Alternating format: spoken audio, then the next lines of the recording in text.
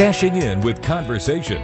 The WBBM Noon Business Hour continues. Disney will remove its movies from Netflix and launch its own streaming service starting in 2019. Let's look at the pros and cons for the companies and consumers with Tim Hanlon, the founder and CEO of the media consultancy firm Verter Group here in Chicago.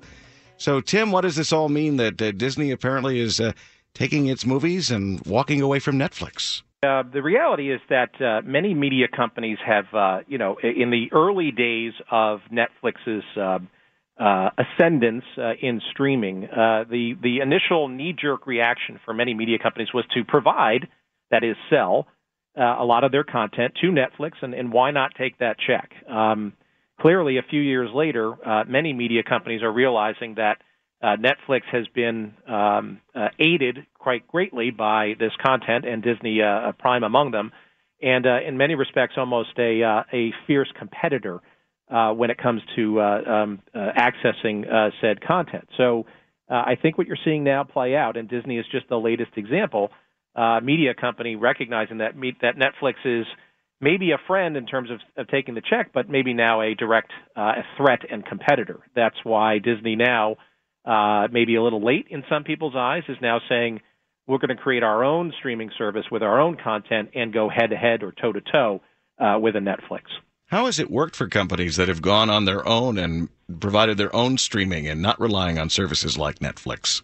Well, I think that is a good question, and one that is yet to be fully answered. I mean, it's very clear now, if anybody in the traditional television space is not thinking about creating their own direct-to-consumer option, I think the thought may have been in the back of people's minds and now is at the forefront. CBS announced a couple of days ago that they're going to expand their direct-to-consumer offering called CBS All Access. Clearly, Disney is going to be doing so by buying the remainder of a technology company from Major League Baseball so that they can do so, including using ESPN. And we talked about it last week. The combination of Scripps Networks and Discovery Networks is partially predicated on creating a more robust direct-to-consumer skinny bundle option themselves, too. Anything Netflix can do to protect its properties now and not see them walk away? Yeah, I mean, I think I'm a little less worried about Netflix from a business perspective than I am from Disney's perspective. Right? Disney certainly has very viable content that is destination worthy and well known, but Netflix, is also spending a lot of money creating their own originals. And look, let's be honest. Netflix, by 2019 will probably have something in the order of 60 to 65 million U.S. subscribers in the United States, and in about 150 plus subscribers worldwide. That's a pretty big head start in terms of distribution, while Disney is effectively starting distribution direct to consumer from scratch.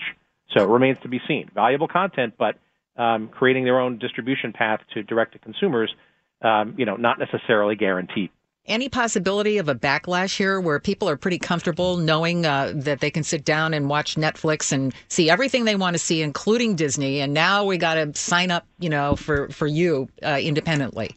Yeah, this is a very good question. I mean, I think what you're seeing is a lot of content companies starting to realize that they, at the very least, need to create their own direct path to consumers, and then let the consumers eventually probably rebundle or put those needed services that they feel that they want back together again. I don't know. I think there's a reliance on cable and Netflix to kind of aggregate stuff, but we'll see how consumers react to getting many direct offerings from content companies and seeing how they can put that together in a cost-efficient way. It remains to be seen for sure. All right, that's Tim Hanlon, who is the founder and CEO of the media consultancy firm Verter Group here in Chicago.